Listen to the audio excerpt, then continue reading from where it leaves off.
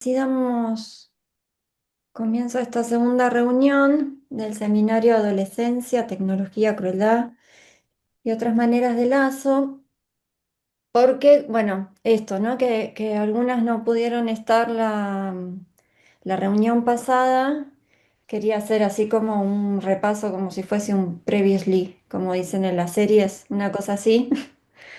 Y también bueno, para quienes estuvieron, ponernos en tema y continuar un poquitito. Así que bueno, si les parece, vamos arrancando. La vez pasada, por más de que bueno, está la grabación, esto que decía Glenda, ya está subida la grabación de la primera reunión de este espacio y también los del seminario de Enrique Tenemos, los de para que psicoanalistas en tiempos de inteligencia artificial, bueno, también pueden consultarlos allí. Pero bueno, hablábamos, voy a hacer un poquitito rápido, pero aunque sea esto, como un repasito. Que hablamos sobre la palabra adolescencia, que circula por muchos discursos, decíamos de la sociología, pedagogía, psicología, y aunque nos apropiamos de esta palabra, de este concepto, em, este remite a lo que decíamos en el encuentro anterior respecto de un momento de la vida ligado a una fase del desarrollo, ¿no? Que muchas disciplinas apuntan a la adaptación y ven a la adolescencia como una fase esperable con ciertas crisis que hay que atravesar para alcanzar una identidad estable y todo lo que se debía de este camino se entiende como falla, ¿no?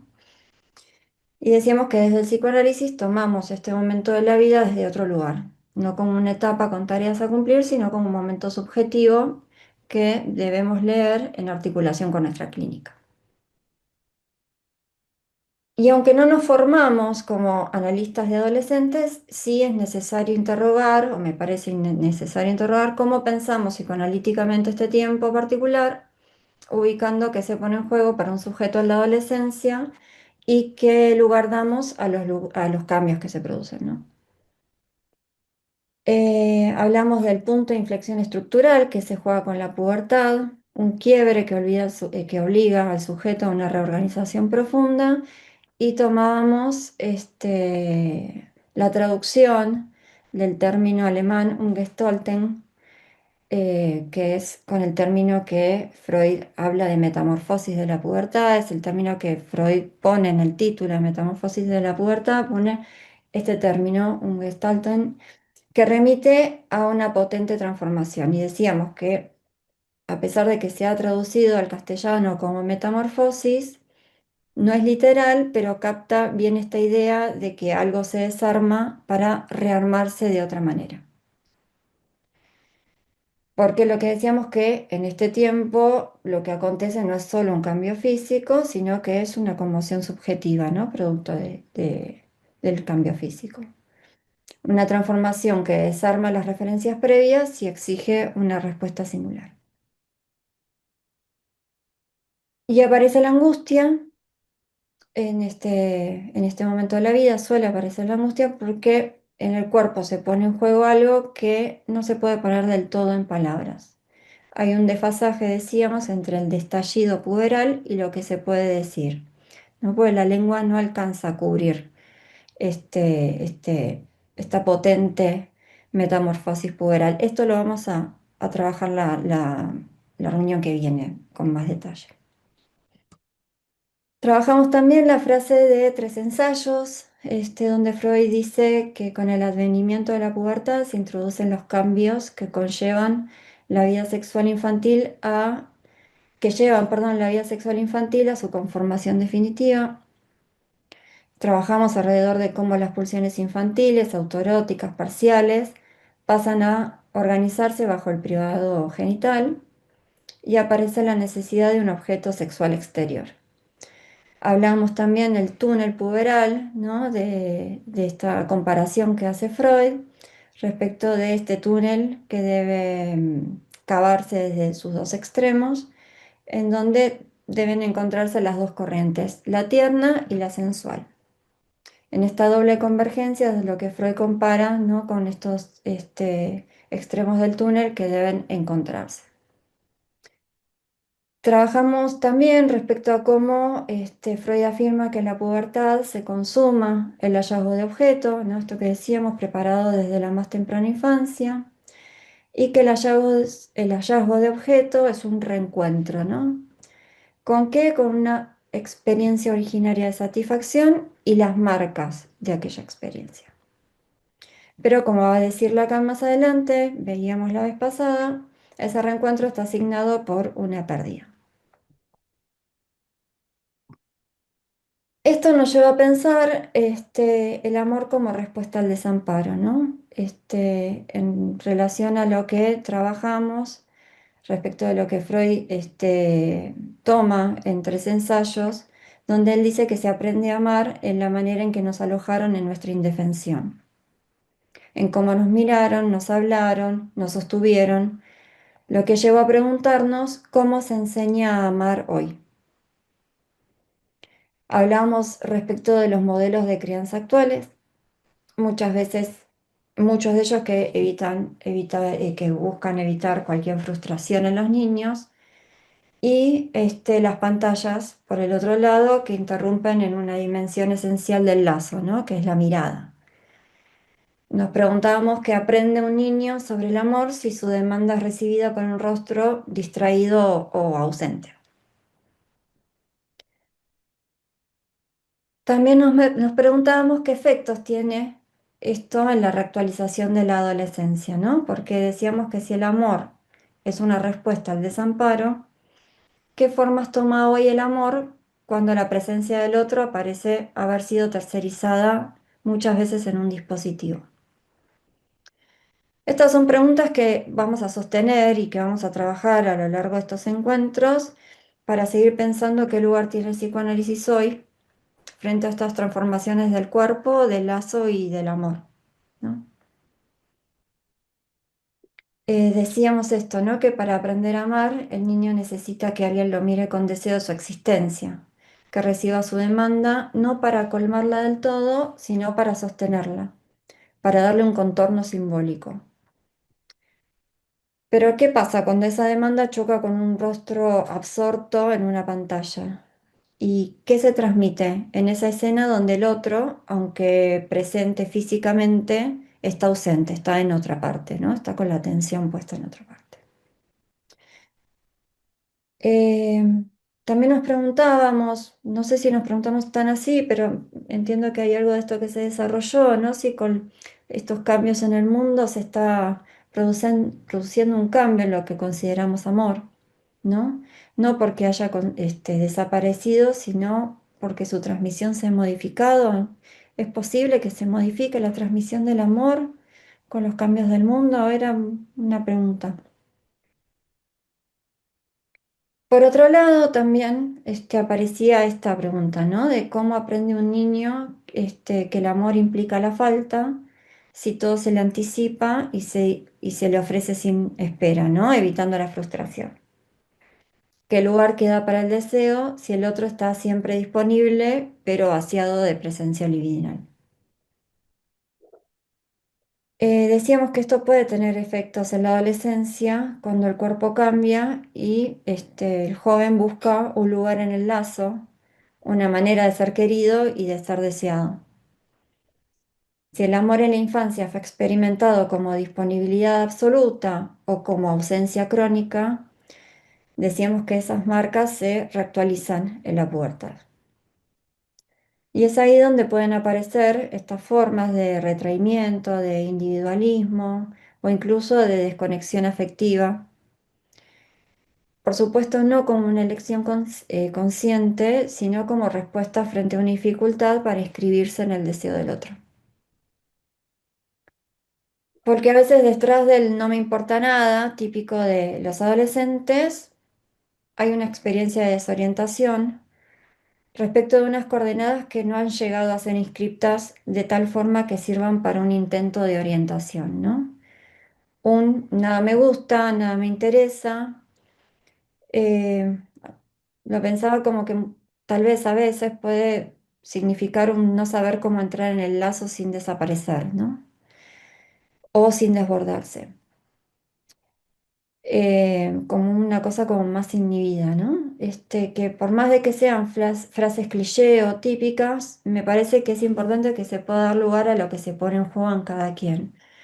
Porque muchas veces es bueno, es típico de adolescentes decir esto y se desestima, ¿no? Algo importante que se pone a jugar ahí.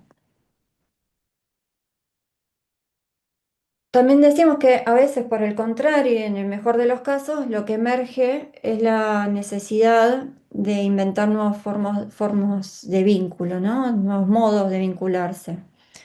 Ficciones, performance, formas de nombrarse, de habitar el cuerpo, que le permiten tramitar algo de esa conmoción. Siempre torpe, con idas y vueltas, cargado de incertidumbres, pero tramitación. Tal vez a veces un decir no sé qué hacer con esto que me pasa ya es una elaboración a sostener y a trabajar, ¿no? Hay una diferencia, me parece, en esto. Por eso, me resulta no menor preguntarnos cómo se enseña a amar hoy, qué tipo de huella deja en la infancia la mirada sin tiempo, la atención fragmentada o el intento de evitar, por el contrario, todo malestar, ¿no? ¿Qué formas toma el amor como respuesta al desvalimiento en nuestro tiempo? Y sobre todo, creo que con esto medio que dejamos la reunión pasada, nos preguntamos qué espacios existen hoy para alojar el malestar sin querer resolverlo todo. Porque amar no es solo colmar demandas, sino poder hacer lugar a lo que falta, sostener sin saber y desear sin capturar. Estas preguntas nos interpelan como analistas, pero también como adultos que acompañamos procesos de subjetivación, ¿no? Porque si bien el amor, por supuesto que nos enseña como una técnica, sí se transmite en los modos de presencia, en la forma que alojamos la palabra del otro y en la disponibilidad de nuestra escucha, ¿no? Por eso también me preguntaba si es posible pensar si hay algo de esto que cambió, ¿no? Con el cambio en el mundo, vamos a decir así. Tal vez esta sea nuestra apuesta, recuperar un tiempo para estar, una presencia no toda, pero encarnada, que permita al adolescente hacer algo con eso que le pasa sin tener que resolverlo rápido ni adaptarse a ningún modelo evolutivo, adaptativo, etcétera, ¿no? Decíamos entonces que un niño para aprender a amar necesita que alguien lo mire con deseos de su existencia, que reciba su demanda no para colmarla del todo, sino para sostenerla, para darle un contorno simbólico. Y esto nos conduce, bueno, a la segunda parte de la cuestión. Enrique, escribiste algo y no sé qué. Hay personas que no están pudiendo Y ingresar. mientras querés ponerme de confitrión, así manejo la sala de espera. Sí, cómo no. Espérate, a ver. Ahí está. Gracias. No, vos. Ahí va. Bueno, les decía que bueno, que hay algo de esto de la necesidad del niño, ¿no? De que alguien lo mire con deseo de su existencia y que reciba esto, no para colmarlo del todo, sino para sostenerlo y darle un contorno simbólico.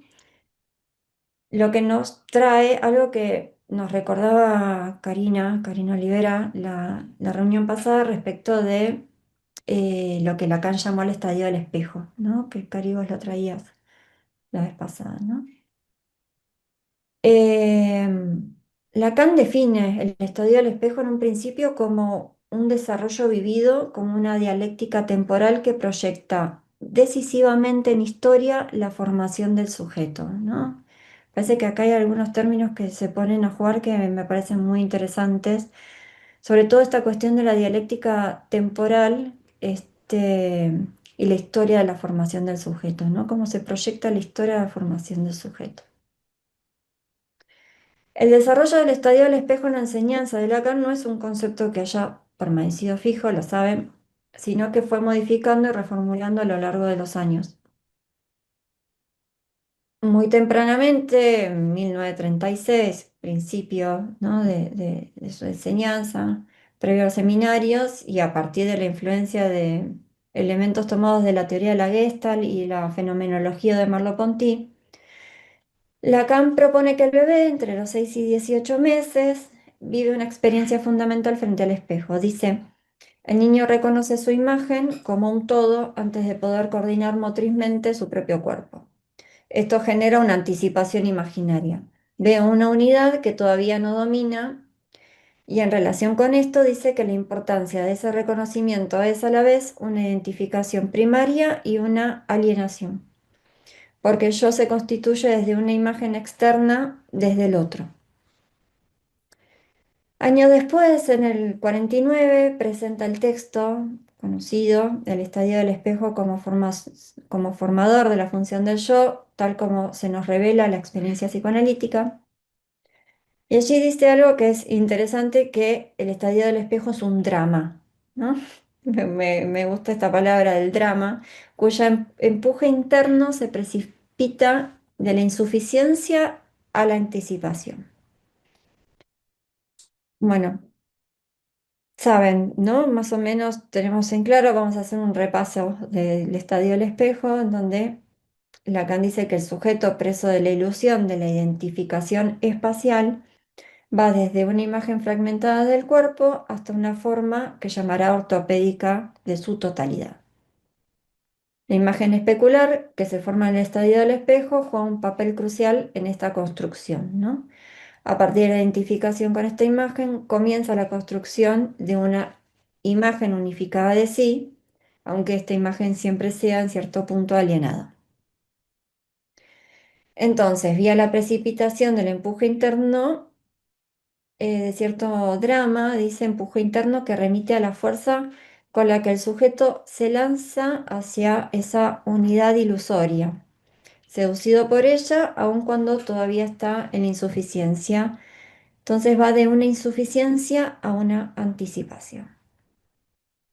Entonces el drama al que hace alusión Lacan da cuenta de que lo que se trata no es simplemente de una etapa evolutiva o de un acto inocente de verse en el espejo, sino que estamos frente a una escena fundante que marca la relación del sujeto con la imagen.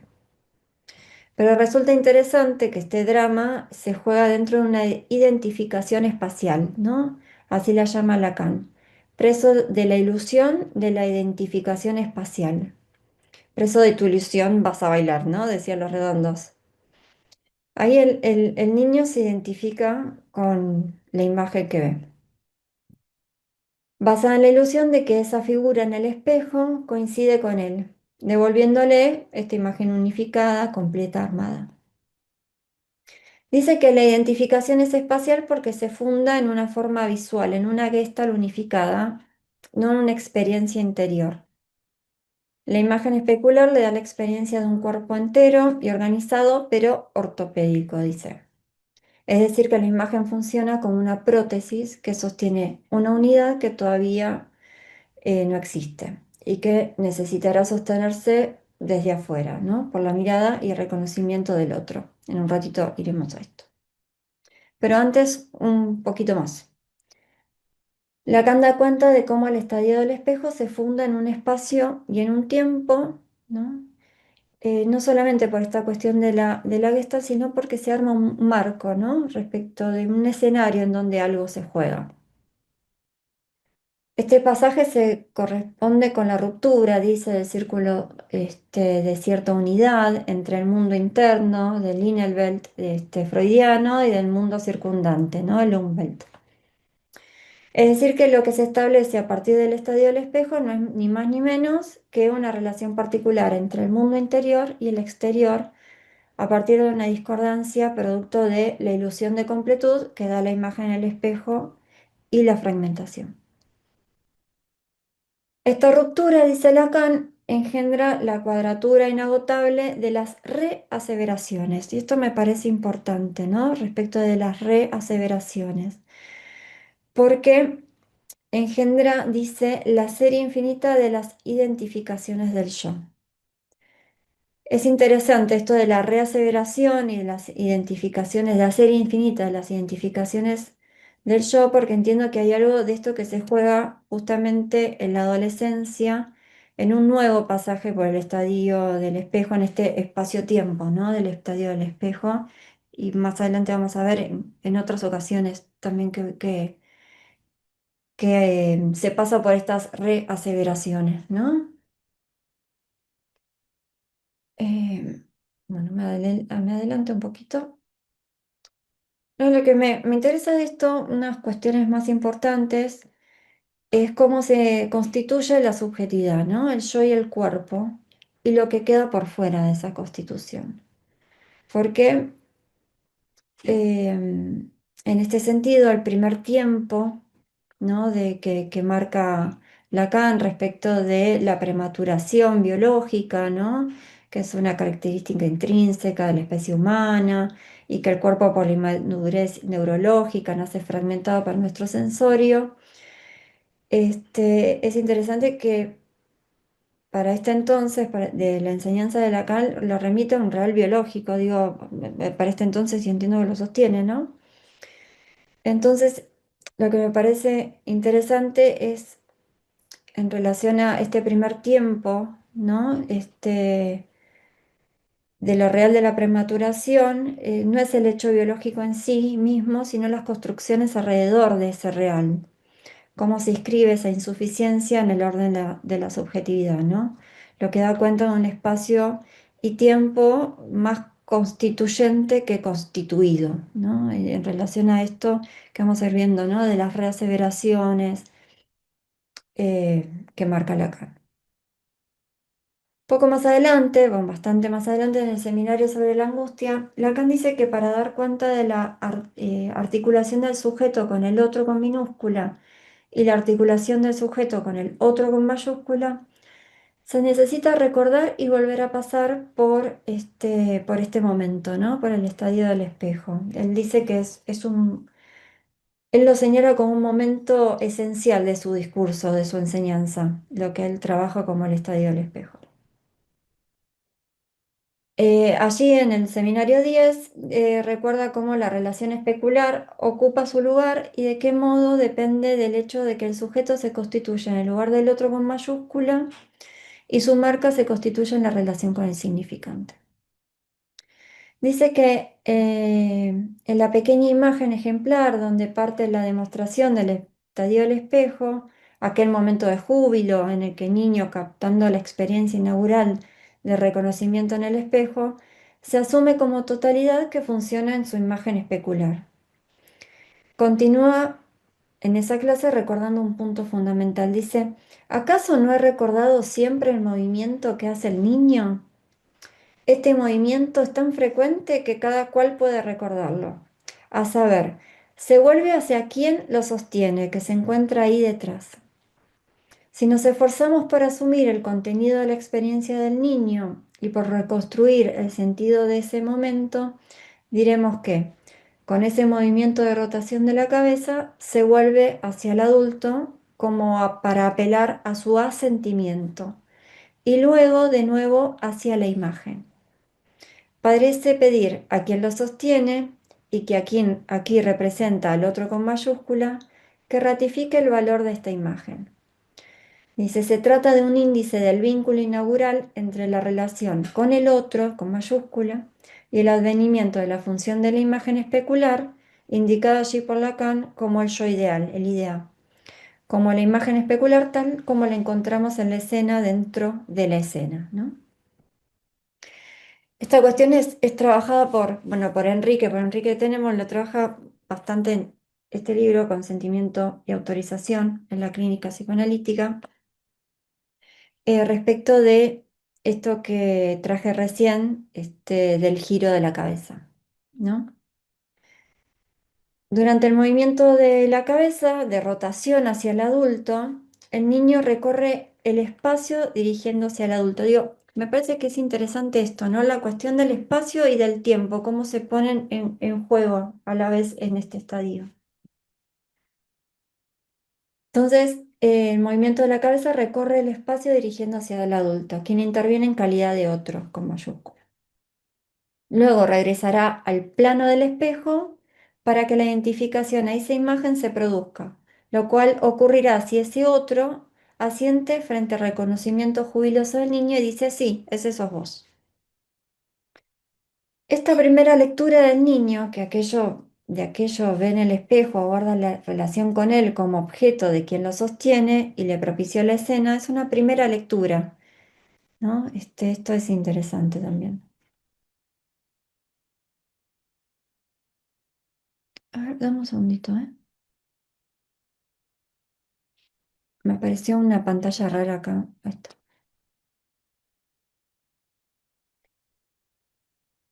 Lacan dirá en esta misma clase que les traía recién, que la dimensión de la escena, en su división respecto al lugar donde se encuentra el espectador, ilustra ciertamente ante nuestros ojos la distinción radical entre el mundo y aquel lugar donde las cosas, aún las cosas del mundo, acuden a decirse, ¿no? Porque él dice que las cosas del mundo entran en escena de acuerdo a las leyes del significante, leyes que no podemos de ningún modo considerar en principio homogéneas a las del mundo. Y sigue diciendo, así el primer tiempo el mundo, segundo tiempo la escena a la que hacemos que suba este mundo. La escena es la dimensión de la historia, porque la historia tiene siempre un carácter de puesta en escena. En este punto, el estadio del espejo es uno de esos momentos constitutivos en los que el sujeto se encuentra ante un problema de estructura que tiene que resolver y es en esa resolución que se escribe lo que se dará en llamar la historia, ¿no? Cómo va a ubicar las cosas del mundo, ¿no? Dentro de su historia. Recordamos lo que decía al principio, ¿no? Esto de la dialéctica temporal que proyecta en historia. Bueno, volviendo respecto de la mirada aprobatoria del otro en el lugar del otro con mayúscula, pone a disposición del niño ese rasgo que articula el ideal del yo con el yo ideal, donde la instancia simbólica se encuentra organizando la imaginaria. Más tarde, en el seminario de cuestiones cruciales del psicoanálisis, Lacan hace ingresar la dimensión real en juego en el estadio, ¿no? Dice que si el espejo tiene aquí su razón de ser, en tanto que define una relación entre el cuerpo y lo que se produce de dominio de su imagen en el sujeto, introduce allí de un modo visible lo que está claro, ¿no? Dice que anterior a esta experiencia, el soporte del otro, el otro que sostiene al niño ante el espejo, está allí en una dimensión esencial, ¿no? En este primer gesto del niño, en esa asunción jubilosa de su imagen en el espejo, es ese giro de la cabeza hacia el otro, percibido al mismo tiempo en el espejo y cuya referencia parece inscripta. La presencia real del otro que sanciona el júbilo del descubrimiento del niño y cuya imagen también encuentra en el espejo, da cuenta de dos cuerpos en la escena y dos imágenes en el espejo. Pero también hay disparidad entre ellos, porque además del movimiento de la cabeza del niño hacia el adulto, será necesario que el adulto también gire su cabeza, primero hacia el niño, cuando éste busca su mirada confirmatoria, y luego hacia el espejo para indicar que él también, como el niño, se encuentra identificado a una imagen. Entonces, antes nos preguntábamos, ¿no? Esto de cómo se enseña a amar hoy. ¿Y qué tipo de huella deja en la infancia la mirada sin tiempo, la atención fragmentada o el intento de evitar todo malestar, ¿no? ¿Qué formas toma el amor como respuesta al desvalimiento de nuestro tiempo? Podemos preguntarnos, que es algo que también trabaja Enrique en el texto que les acabo de contar, ¿qué sucede cuando los adultos no logran hacer sensibles a los signos que el niño les entrega, ¿no? Por ejemplo, si desoyen las emisiones sonoras emitidas por ese niño, o por no entenderlas, o desestiman la acción lúdica porque no advienen a los arquetipos esperados, ¿no? A lo adaptativo, aquello que se espera. En este caso, la mirada expectante del niño no resultará para los adultos un llamado al asentimiento, ¿no? Este estadio, entonces, es un baile entre dos. Entre la imagen en el espejo y la imagen real del otro, entre el niño llamando al signo de sentimiento y su consentimiento al adulto para acceder a la identificación especular, imaginaria, mientras el adulto, entrega su signo de asentimiento para producir la posibilidad de una lectura simbólica. Para resumir y poder pasar a cómo se pone en juego este estadio en la adolescencia, podemos decir que en este estadio el niño es sostenido y por lo tanto tocado, ¿no? Que es algo que muchas veces se desestima, ¿no? Está la voz, está la mirada, pero también está el tacto, si podríamos tomar a Winnicott el holding, ¿no? Hay algo de esto puesto en este estadio.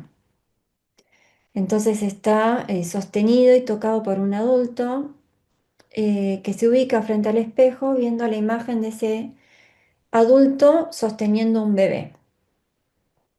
Este gira la cabeza como interrogando al adulto acerca de si ese niño que ve es él, eh, acabadamente constituido es él, y el adulto da entonces un signo de asentimiento, de tal modo que confluye en la mirada puesta sobre el niño, pero transportada de la imagen en el espejo, y la voz diciendo, sí, ese sos vos, ¿no?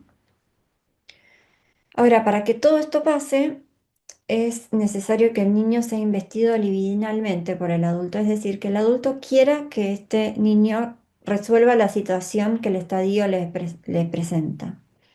Esa investidura es sintetizada por el hecho de sostenerlo, esto que decíamos, ¿no? Agarrarlo, llevarlo hasta esa situación, ubicarlo allí, ¿no?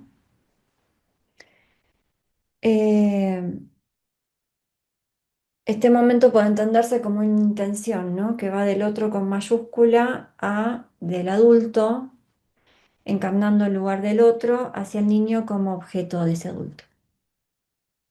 Y un segundo tiempo es aquel en el que el niño se hace sensible a esa expectativa, ¿no?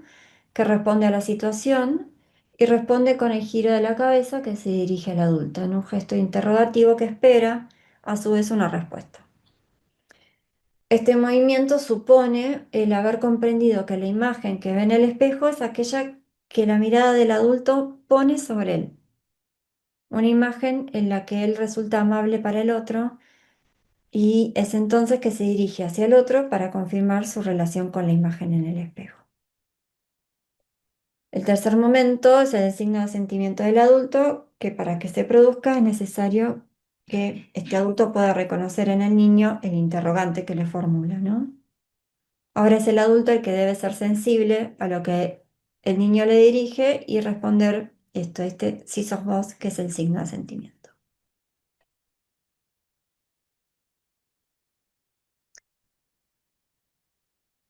Mm. Entonces, el niño se encuentra identificado con una imagen amable para el otro. Y es por eso que se suele interrogar a un otro, a un semejante que va al lugar a ese simbólico, ¿no? ¿Ves? Porque cuántas veces nos pasa, ¿no? Donde así como ese niño se encuentra identificado en una imagen amable para el otro, en estas reaseveraciones, ¿no? Del yo que decíamos antes, ¿cuántas veces nos pasa que interrogamos a un semejante, ¿no? Y lo ponemos en el lugar de ese otro para ver si nuestra imagen está bien constituida, ¿no? Hay cuestiones diarias que dan cuenta de esto. Eh, Voy a ser un poco sexista, pero las chicas me van a saber entender. ¿Cuántas veces llamamos a una amiga para saber qué se va a poner en determinado evento y saber si lo que nosotras tenemos pensado ponernos va o no va, ¿no? Es acorde o no a dicho evento. Che, esto me queda bien, estoy muy maquillada, poco maquillada, ¿no? El lenguaje cotidiano expresa esta cuestión, que es desde el lugar del otro, desde donde el sujeto recibe la respuesta de cómo se ve, ¿no? Que se requiere del otro para verse. Las vendedoras de los negocios de ropa son maestras en estas cuestiones, ¿no? Con otras intenciones. Eh, bueno, digamos que las buenas vendedoras tienen buenas intenciones, pero bueno, en fin. Es interesante cuando Freud señala que para el niño pequeño los padres son al comienzo fuente de toda creencia y única autoridad. Es necesario que esa fuente de creencia sea firme y constante para poder confiar en ellos con su consentimiento, ¿no? Los fracasos en los resultados de dicha confianza muchas veces se revelan en los casos de embaucamiento, de fraude, digamos, y no solo en los niños, ¿no? Cuando se presta el consentimiento descuidadamente por un colapso del tiempo de comprender la intención del otro. ¿Quién no cayó en esa, no? También. Ahora, en la adolescencia, ¿en qué creer? Porque, bueno, hice como todo este pasaje, tal vez un poco ya pasado varias veces por el estadio del espejo para que podamos pensar un poco justamente en esto, ¿no? En la adolescencia, ¿en qué creer? Porque justamente aquellos que oficiaban como ordenadores, ¿no? Esto de fuente de toda creencia, única autoridad, los que daban llevaban a ese niño para que pase por un momento de estructura, ¿no? Y que lo pase lo más airosamente posible. Quienes brindaban en el mejor de los casos ciertas coordenadas caen bajo lo que Freud llama uno de los logros psíquicos más importantes, pero también más dolorosos del periodo de la pubertad, que es el deshacimiento de la autoridad parental, que Celia creo que lo traía la vez pasada.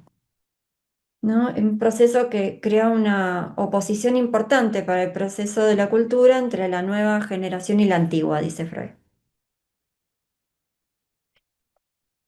Pero por otro lado, por decirlo de algún modo, del otro lado, también la cosa se hace difícil porque, como habíamos señalado, que para que se conforme la identificación a la imagen, es necesaria la confluencia de varios elementos. Que el otro instituya la escena, que ubique al niño frente a la imagen que se muestra amable para ese otro, ¿no? Y lo que ocurre muy generalmente en la puerta es que el muchachito o muchachita en cuestión se vuelve un poco irreconocible, ¿no? Pega portazos, trata mal, huele mal, habla raro, no se le entiende, eh, se lo desconoce, ¿no? Es interesante esta cuestión de ahí algo de un lazo que estaba armado de una manera y que se desenlaza un poco. Es decir, que estos cambios del adolescente afectan al otro con mayúscula y por lo tanto conmueven el lugar del ideal, ¿no? Porque lo que la imagen de aquel niño, del que era aquel niño o niña, ya no está disponible y este puber no se hace muy querible a veces. Entonces ya no es entonces el otro con mayúscula, ¿no? O el otro parental puesto en el lugar del otro, el que ubica al sujeto frente al espejo, no es por esa mirada que se puede reconocer y en los mejor de los casos tampoco es ahí que el adolescente se busca, ¿no? Al respecto de, bueno, este deshacimiento de la autoridad parental también tiene estos efectos. Bien.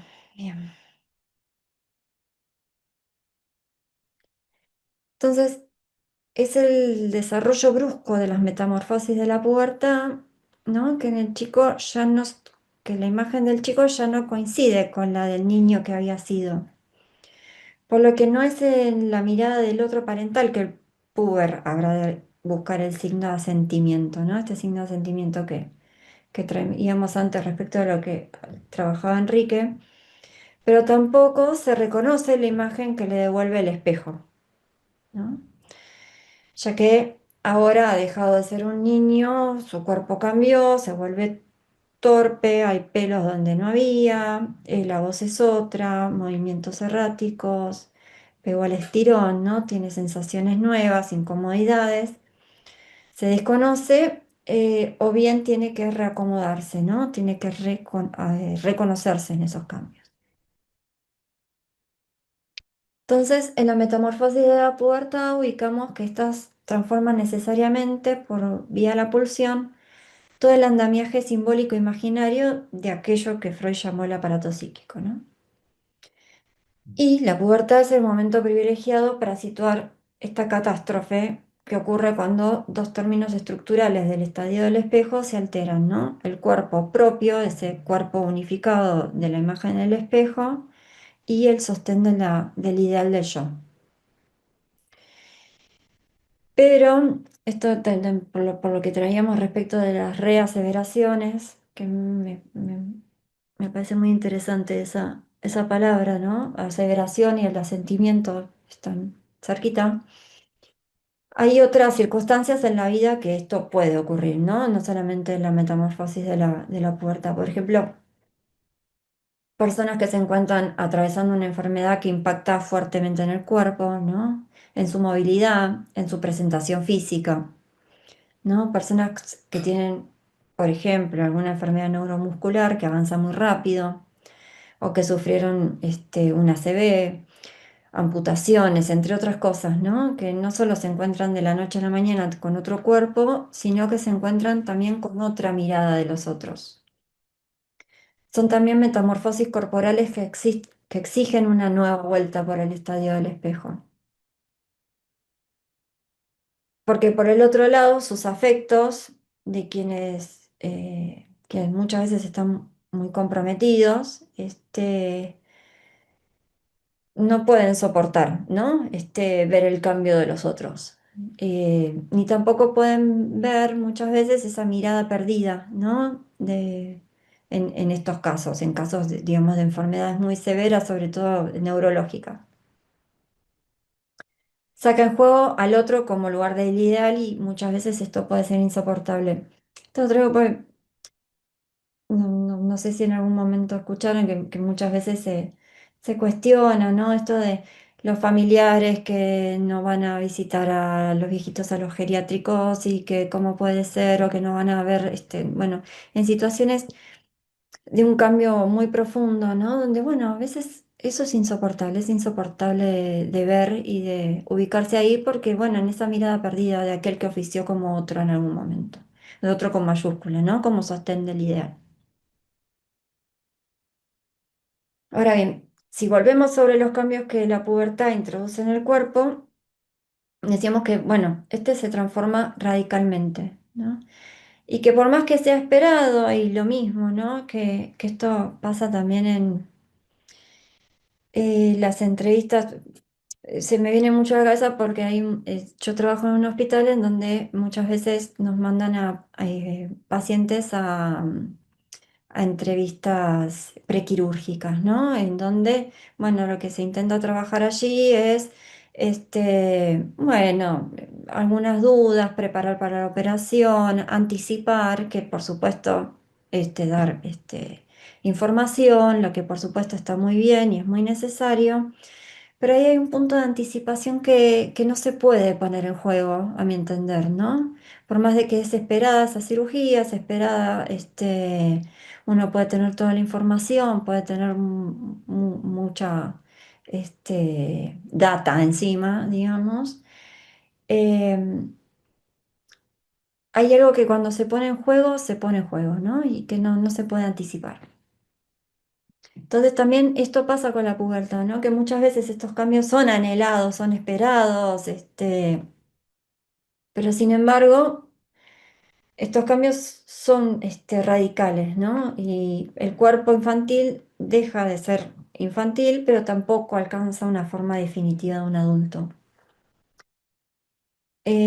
A esto se suma que las nuevas sensaciones que el cuerpo provoca, de una intensidad desconocida hasta entonces y muchas veces abrumadora, exigen del adolescente un trabajo de elaboración que no ha elegido hacer, aunque esté anticipado muchas veces, pero que se ve obligado a emprender.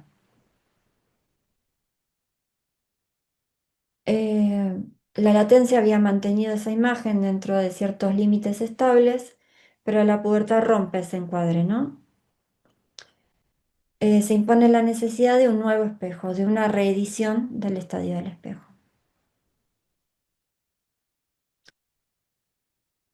Decíamos que esto, ¿no? De que en esta nueva escena el signo de sentimientos no es fácil de localizar, ¿no? Que el adolescente se desconoce a sí mismo y al mismo tiempo los adultos también lo desconocen, esto que decíamos hace un ratito. Eh, Esto que decíamos del otro lado, respecto de que los padres también atraviesan un duelo complejo al encontrarse con el propio paso del tiempo, motivado por distintas razones, ¿no? La necesidad de dejar atrás algunas ilusiones, algunos ideales, la evidencia inexorable justamente del paso del tiempo, la angustia frente a lo que han vivido, no llegaron a vivir, frente a lo que no es posible realizar y frente a la idea que se tenía y de lo que es y lo que no es. Entonces, muchas veces los padres no están en condiciones de acompañar de manera adecuada este derrumbe de las identificaciones anteriores, ya que ellos mismos se ven afectados por un movimiento semejante, ¿no? Por fortuna para adolescentes existen otros que pueden ocupar la función de ofrecer un sostén en la reconstrucción de la imagen, que pueden ser familiares, como tíos, primos mayores, padres de amigos que siempre son mejores que los propios, tal vez algún profesor, pero sobre todo los pares adolescentes, con los que comparte la pertenencia a distintos grupos, ¿no?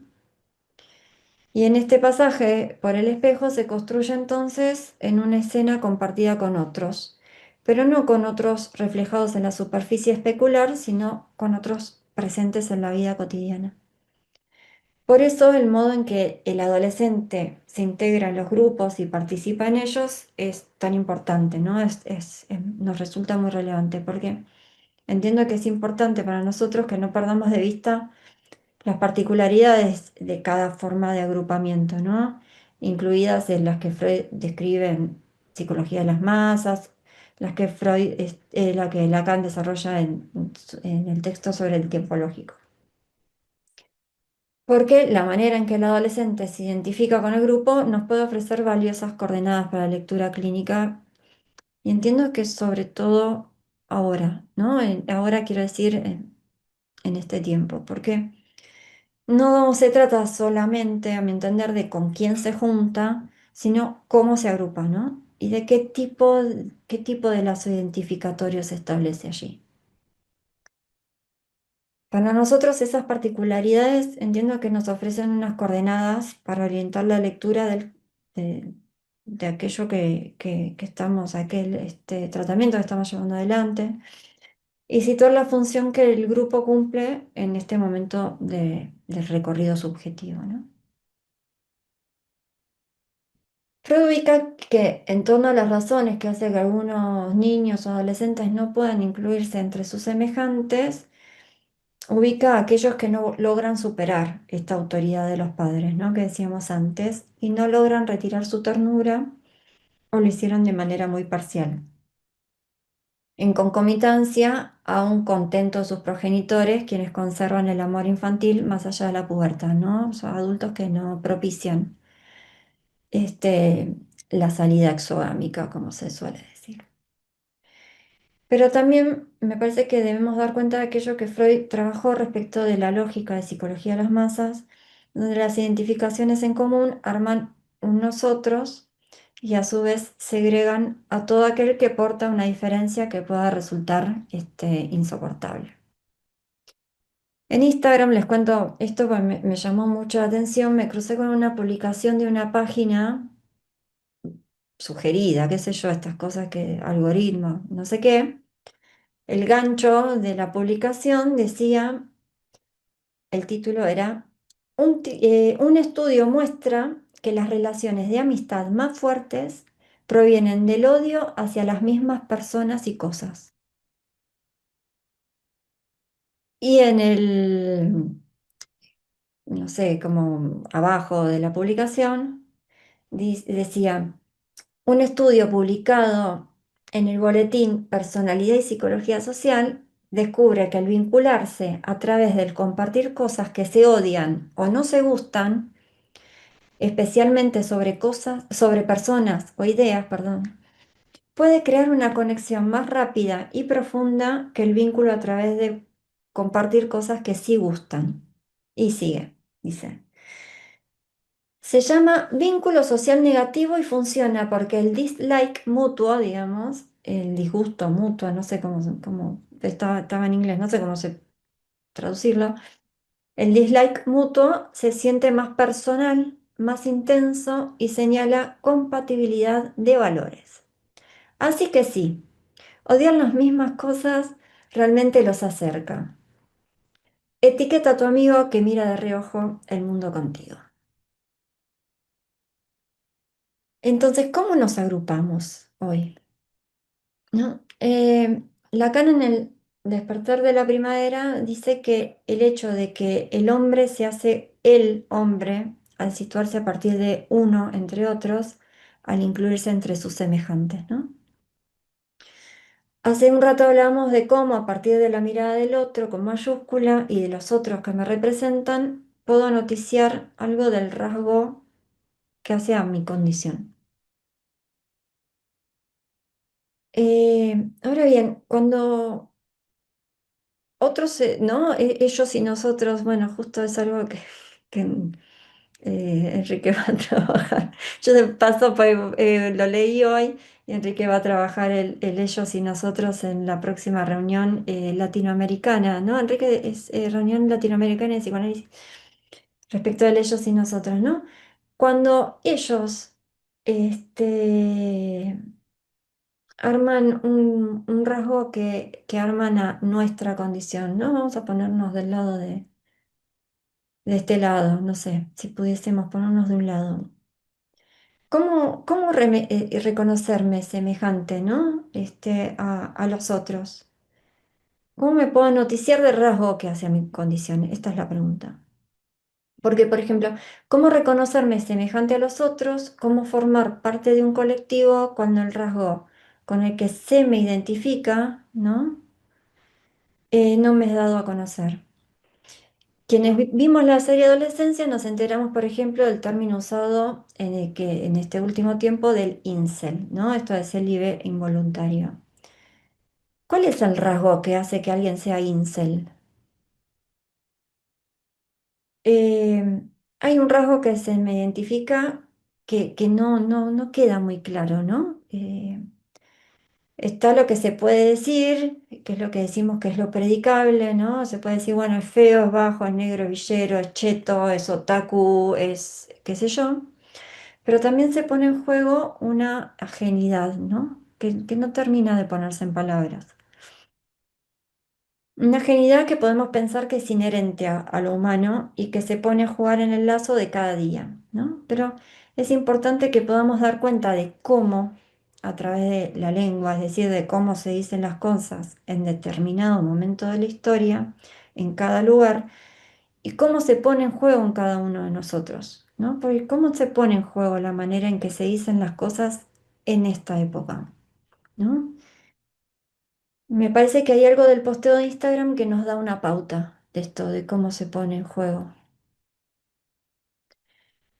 Nos queda por pensar cómo esto influye en aquellos que están atravesando la adolescencia y cómo nosotros, como analistas, podemos intervenir en aquello que podemos llamar la lengua social, es decir, cómo se dicen las cosas, ¿no? Que bueno, esto es lo que me gustaría trabajar la vez que viene. Y habla un montón. Así que bueno, me voy a tomar un mate y mientras los escucho. Sí.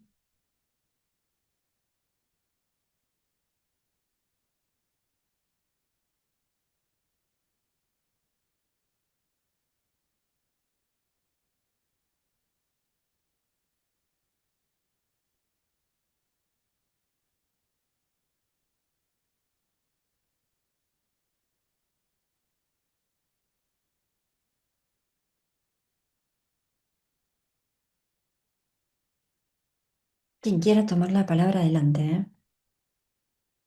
Bueno, buenas noches, Patricia. Voy a decir algo que me quedó resonando, me gustó mucho el recorrido que hiciste Y me gustó esto que vos hiciste mucho hincapié en esa interrogación que dirige el niño al otro, ¿no? En esa escena, ¿no? Donde decías de la importancia de ese soporte y pensaba de poner el cuerpo también, ¿no? El otro ahí poniendo el cuerpo a esa interrogación y se me venía algo, no sé, como que echaste luz sobre algo de pensar por la clínica, ¿no? Cómo esa interrogación, si podríamos pensar que esa interrogación es un atisbo necesario, o sea, es un atisbo de una pregunta de otra interrogación que se va a poder jugar o no después, de acuerdo a cómo se juegue esa interrogación primera que vos planteabas, respecto de la pregunta ¿qué me quiere el otro? ¿No? Me quedaba asociando con eso y pensando cómo lo que queda como justamente eludido es el cuerpo en este tiempo, ¿no? En esto de la mirada y lo digital. También respecto de los pares, muchas veces. Bueno, eso me hacías pensar y un montón de otras cosas, pero para dejar que los otros también Ujú. puedan hablar. Sí, Glenda, ¿querías decir algo? Y bueno, me gustaba mucho tu conferencia y sobre todo quería yo resaltar algo que me ha dejado pensando algunos elementos. Del recorrido que has hecho sobre la estructura del Estadio del Espejo y cómo es catalogado indudablemente por Lacan como un drama. Pero este pasaje de la estructura del Estadio del Espejo, en el recorrido de la niñez a la pubertad, a la adolescencia, yo creo que es algo que hay que repensarlo mucho porque realmente el drama está en esa fracturación del yo, ¿no? En esa desconfiguración del yo, a la que está perennemente sometido y que está perennemente sometido porque de una u otra forma el sujeto, el ser humano, es una criatura, tiene una condición de criaturidad en su condición de vulnerabilidad, en su condición finita. Entonces, este pasaje de la estructura del espejo, de todo el estadio del espejo, me ha parecido interesantísimo por las preguntas que hace. Justamente, hay reaseveraciones. Estamos permanentemente reconfigurándonos. Ujú. Y no se diga en estas etapas entre la niñez y la pubertad y adolescencia. Eh, Hay una reaseveración permanente de las identificaciones eh, y, y, más aún en este contexto que vendría a ser en este proceso, sobre todo en esta etapa de la niñez hacia la adolescencia, incluyendo indudablemente la pubertad, ese deshacimiento de la autoridad paterna, ¿no? Me parece eso importantísimo. Entonces, una pregunta que, ¿cómo se dicen las cosas en este mundo actual para estas generaciones, ¿no? Yo en mi experiencia clínica con adolescentes, no es enorme, es más adultos, pero en las que he tenido con adolescentes, esto es crucial porque no está solamente en esa desconfiguración que implica volver a, a desconfigurarse para entender unos nuevos lazos sociales, un lazo con el par, que es importantísimo, y estos pares pues van trayendo una serie de visiones también sobre este mundo, cómo influye, ¿no? Y en los adolescentes, en las adolescentes sobre todo, mujeres que he atendido, siempre está esto de eh, quién soy yo, cómo soy yo, qué es mi cuerpo, hacia dónde voy, qué sentidos, o sea, qué sentidos si aquellas que considero amigas de pronto accionan situaciones que desconfiguran, que desestructuran, cuando, cuando hay ciertas acciones eh, de cierta crueldad, ¿no? que puede haber entre los propios pares, incluso entre pares amigos. Y entonces, cuando, ¿qué es cómo influye el mundo? Tú preguntabas también otra cosa que me parece fundamental. Esto es, ¿por dónde va la escucha actual? Y la escucha actual implica también pensar en cómo estos pares y estos adolescentes que en realidad van presentando eh, un deshacimiento y una búsqueda de sentidos, desde dónde la adquieren, cómo la adquieren, a través de esos pares, esos lazos sociales, porque tienes también una autoridad paternal que implica ese deshacimiento y que muchas veces no puede manejar y resignificar sentidos para sus propios hijos en un mundo actual. Entonces me parece importantísima también esa pregunta en cuanto a nuestra labor como clínica, ¿no? Muchas gracias. Sí, Fabi, dale. Eh, Buenísimo, Patri, como fuiste revisando el concepto del estadio del espejo. Bueno, no concepto, sino justamente el estadio del espejo, pero hay algo que nombraste que me hizo pensar, me resonó esto de la identificación espacial y algo bueno, que hoy, como muy de la época, esta cuestión del espacio, ¿no? Que vengo pensando donde, bueno, las pantallas y, bueno, el uso del teléfono en los niños cada vez más prontamente. Y bueno, vos traías algunas situaciones también donde se pone en juego esto entre la madre, el niño, entre los padres y el niño, esta cuestión de la pantalla, que bueno, que el espacio está reducido, hay algo del espacio que está reducido y hay un tiempo que está acelerado ahí, ¿no? Que uno lo escucha mucho en los adolescentes, esto como em, de una cuestión donde...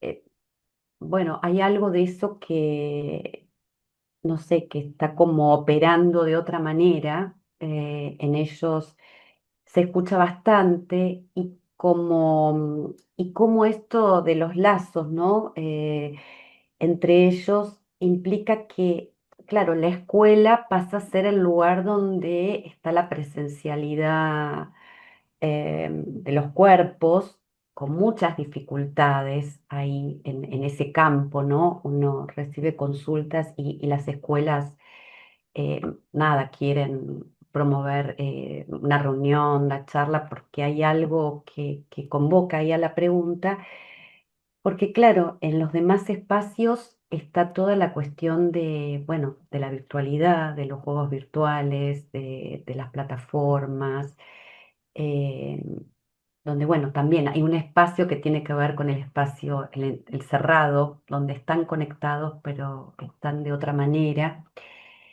Y bueno, no sé, me hiciste pensar algunas de estas cosas para resonar. Y nada, compartirles, hay un fotógrafo estadounidense que hizo una serie de fotos increíbles, después les dejo el link, donde fotografió a personas con el teléfono en la mano en distintas situaciones. Niños, grupos de adultos, una mamá y un bebé. Y lo que hizo después fue sacar el teléfono y dejó las imágenes y dónde está la mirada de cada uno y qué pasa con ellos. Excelente. Así que después te paso, Patri, para que lo quieras compartir. Impresionante, impresionante. Va, debe ser, o sea, me lo describís y debe ser impresionante. Empiezo, sí, sí. Ah, sí, Sonia, dale. Iba a empezar, pero dale. Hola Pati, gracias por el trabajo y por los comentarios. Me he quedado pensando en varias cosas, en Ujú. esto me tomé leer nuevamente los prólogos de 3 ensayos para una educación sexual, eh, y pensaba no es para una educación sexual, el inconsciente me traiciona. Los ensayos para una teoría sexual infantil.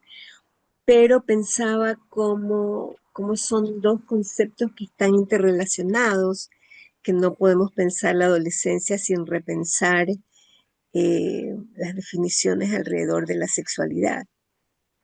Y pensaba en esto de cómo este cuerpo que sorprende, que perturba con sus cambios, y en esto de qué escuchan ahora, qué discursos circulan.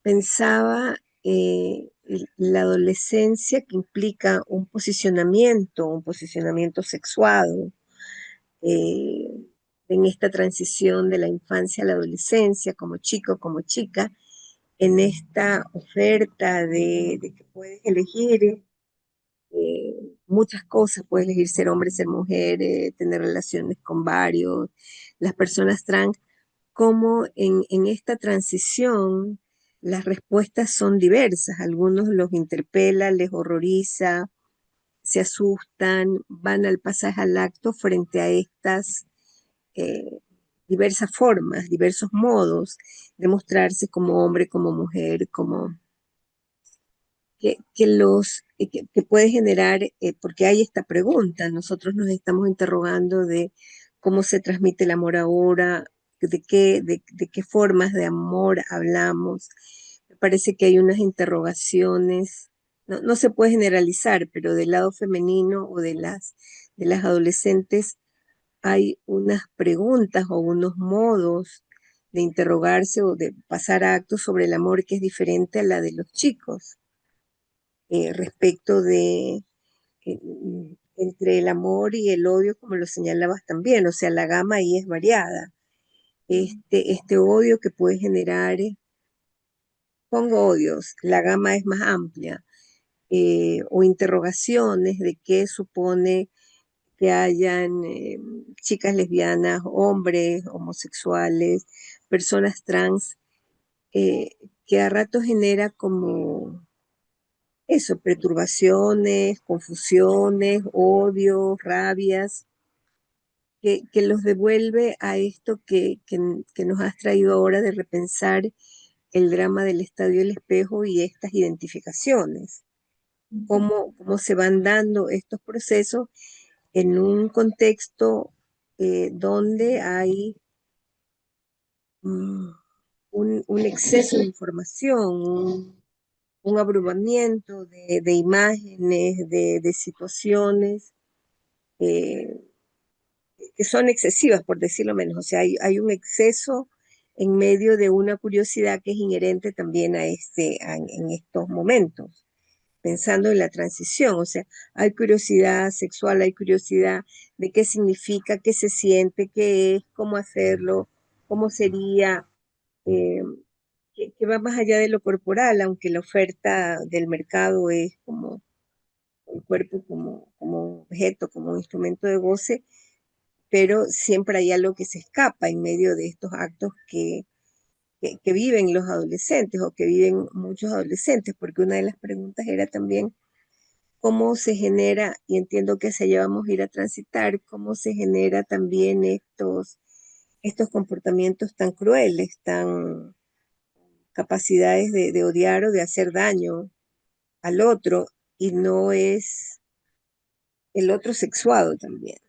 O sea, hacer daño a una chica, si es un varón, o de una chica a una chica. O sea, allí como este posicionamiento sexual o interrogaciones también se ponen en juego. Un poco desordenada, pero me quedo pensando como en varias cosas. Gracias. No, gracias a vos, me alegra que te quedes pensando en varias cosas. Eh, Sonia, esto de educación sexual, ¿no? 3 ensayos para educación sexual me pareció interesante porque justo que decíamos, ¿no? Que no hay anticipación respecto de este despertar sexual, ¿no? Y que muchas veces, eh, ya que traes esto del exceso de información, aparece, ¿no? Como un ruido. Me parece interesante esto del exceso de información porque frente al ruido, ¿no? del acceso justamente a, bueno, a tantas páginas, a tantos lugares, muchas veces se accede a información un poco complicada, ¿no? Me parece en este punto. Y bueno, respecto del odio, el amor, la violencia, sí, me parece que hay algo respecto de, justamente, de cómo se dicen las cosas en la época, que bueno, que hay algo de esto de, que decíamos, ¿no? De lo inherente a lo humano. Hoy justo leíamos antes de este encuentro, estábamos leyendo Edipo Rey, y una de las traducciones decía el germen de lo humano.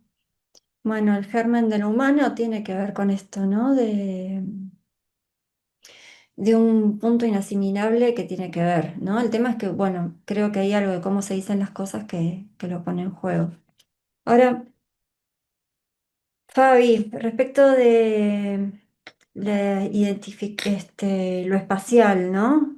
Que vos traías, la identificación espacial, las pantallas, el uso del teléfono y el cuerpo, ¿no? Un poco parecido o en la línea, quiero decir, de lo que traías, Cari, ¿no? De, mm, de cómo queda eludido el cuerpo, ¿no? Ahora, bueno, hay algo de, justamente, del espacio del 2D, no hay 3D, ¿no? Que pareciera que todo jugándose en un espacio de dos dimensiones, ¿no? Donde hay algo del cuerpo del otro que evidentemente queda eludido, y me parece que esto que lo tenía pensado para trabajar la vez que viene, de cómo también la lengua queda puesta en este lugar, ¿no? Donde, bueno, hay algo de cómo se pone en juego ya no las palabras, sino los emojis en este punto. Y Glenda, traías esto del drama, ¿no? Del drama respecto de la fracturación del yo y quién soy, ¿no? Sí, es como lo, lo fundamental. Me parece fundamental, es como es eso, ¿viste? Como el punto y cómo eso se va jugando en distintas etapas de la vida. Ahora, una cosita, porque Fabi me lo trajiste y me hiciste acordar, y Karina también como en relación a esto, ¿no? Al cuerpo sustraído, ¿no? Y la adolescencia, esto que creo que traíamos la vez pasada respecto a como un objeto de mercado, también la adolescencia queda a veces como un objeto de guerra. Que el otro día me enteré que muchos adolescentes son reclutados, adolescentes que juegan muy bien al Counter-Strike, que es un juego de tiros reclutados para la guerra a distancia, ¿no? Hay algo de esto. La guerra como un juego, bueno, en fin. Enrique y Daniela, así me callo. No, no te calles, no te calles. Bueno, me resultó muy estimulante la lectura que hiciste del estado del espejo en tantas facetas. Me hiciste pensar algunas cosas. El deshacimiento de la autoridad de los padres, por ejemplo. Y si en lugar de pensar en la autoridad, pensamos en el deshacimiento de la orientación del espejo, como que para el adolescente esa orientación del espejo parental ya no le produce identificaciones y tiene que mirar para otros espejos, que el giro de la cabeza es hacia otros. Entonces pensé, ¿no será que así como en el estadio del espejo en su función inaugural de identificación hace del cuerpo fragmentado un cuerpo unificado? ¿No será que hay un momento en el cual lo que se fragmenta es el espejo? Lo que llamamos deshacimiento de la autoridad paterna. ¿No será que se fragmenta el espejo y el sujeto ya no tiene dónde encontrar su imagen unificada? ¿No será que se encuentra con ese ojo de la mantis, como lo comenta Lacan, que el sujeto no puede encontrar su imagen? Entonces, ¿qué me quiere? Quiere decir, no encuentro mi imagen en el otro. ¿Y no será entonces que las pantallas y el algoritmo reconstituyen un espejo posible. ¿En qué sentido? Que en las pantallas cada cual va a poder identificarse a un pedacito de identificación. Y el algoritmo va a potenciar ese pedacito y quizás te haga creer que ahí podés encontrar tu imagen unificada en lo que el algoritmo te indica. Quiero decir, para no ponernos tan a decir, bueno, el algoritmo, la pantalla, los teléfonos, ¿no estará haciendo la función de suplencia de la fragmentación del espejo?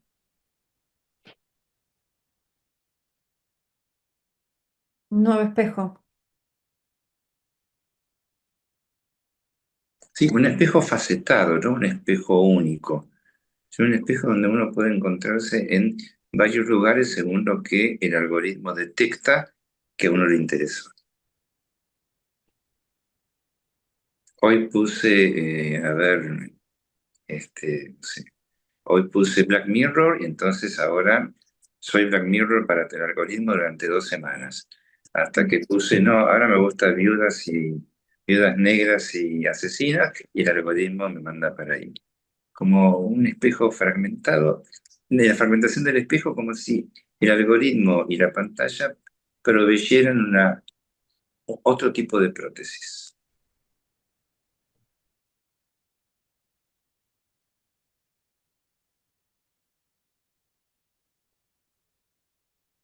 Bueno.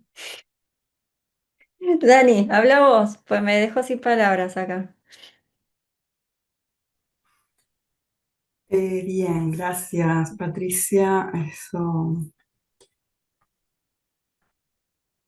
echas luz, de alguna manera le pones luz a ese camino tan difícil que es el trabajo de la El clínica. túnel, la luz al ¿Eh? túnel, la luz al La luz al túnel. túnel, Vemos la luz al exacto. túnel.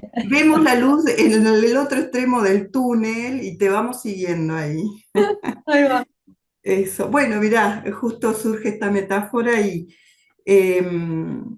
pensaba cuando te escuchaba en el juego del Fordá en el juego del Fordá y qué es lo que funda el espejo, ¿no? ¿Cómo se funda ese espejo, esa mirada, ¿no? Entonces pensaba que vos lo decís en todo tu recorrido, no es sin el otro, sin un otro que aloje de alguna manera, haga espacio y tiempo para que se produzca, ¿no? Entonces en el juego del Fordá no tiene tiempo, yo en la clínica veo eso, no tiene tiempos, si bien es fundante en la infancia, lo podés ver y leer en la clínica en adolescentes, en adultos, esto de poder ausentarse, de poder perder al otro, ¿no? Esto de estar y dejar de estar, que por momentos se torna insoportable, ¿no? Que el otro no le conteste un mensaje en la inmediatez de la pregunta es algo que algunos adolescentes lo viven como realmente que el otro, ese otro que está ahí, ese par, no lo quiere más o lo abandonó no, eso, no, esa ausencia, ese tiempo, ¿no? Que a veces son minutos, ¿no? Es algo esto que vos decías, no anticiparse, ¿no? Pensando un poco en cómo orientarnos nosotros clínicamente, pero si lo vemos del lado en la infancia y en la adolescencia, es lo que sucede. Ellos se anticipan a todo, ¿no?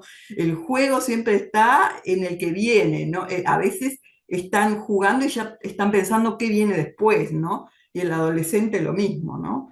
Eso, cuando vos haces una pregunta bien interesante, ¿no? Instalás la pregunta, ¿cómo se dicen las cosas?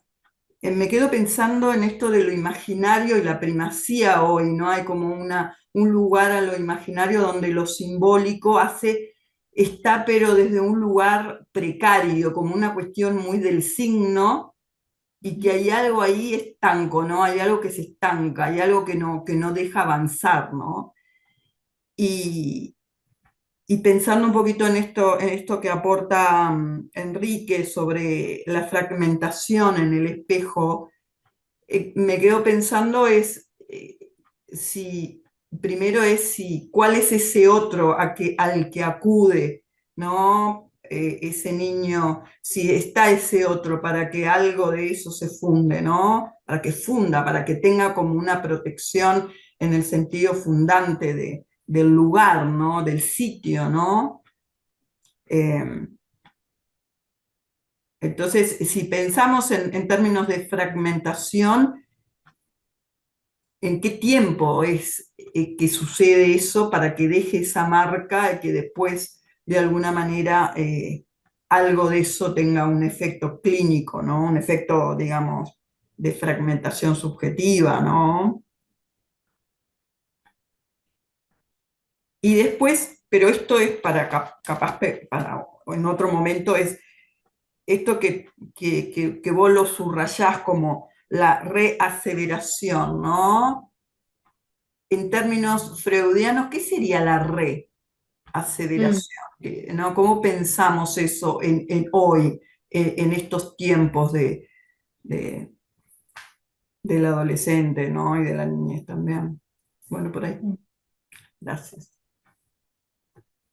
No, gracias a vos, Daniela. Bueno, es muy interesante esto de la reaseveración, ¿no? Porque se vuelve a aseverar desde dónde, ¿no? Eh, Parece que hay un punto de que tal vez por eso Lacan dice que es más constitutiva que constituyente, ¿no? El estadio del espejo.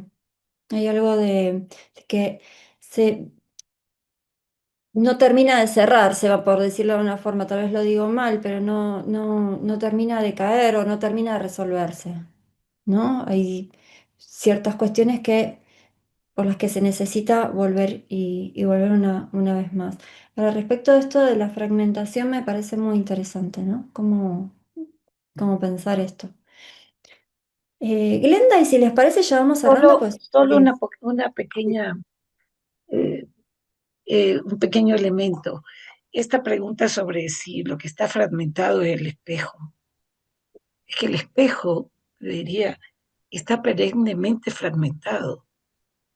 O sea, no es que ante el deshacimiento de la autoridad parental, de pronto lo que se fragmenta es este espejo, ¿no? Este estadio, el espejo donde está de por medio, como tú acabas de aclarar, hay una relación más constitutiva, o sea, más constituyente que constitutiva. Sí, constituyente que constitutiva, sí. ¿Me explico? Entonces, el tema de la fragmentación está ahí, en esa misma situación de la condición humana, del sujeto, en esa relación con otro, por eso está permanentemente fracturada. Ahora sí, a relación esto del Forda, este juego entre el otro que va y viene, ese Ujú. espacio que siempre no llega dentro del en el estado a nivel de lo imaginario a sentir la completud, ¿no? En un momento dado de la identificación en el espejo, pero que no llega realmente a soldarse nunca. Entonces, la pregunta de si es el espejo el que está fragmentado, ¿eh? Yo me pongo a pensar, es toda esta, se vive un mundo de la era digital y estamos inmersos en eso. ¿Cómo está eh, esta imagen, este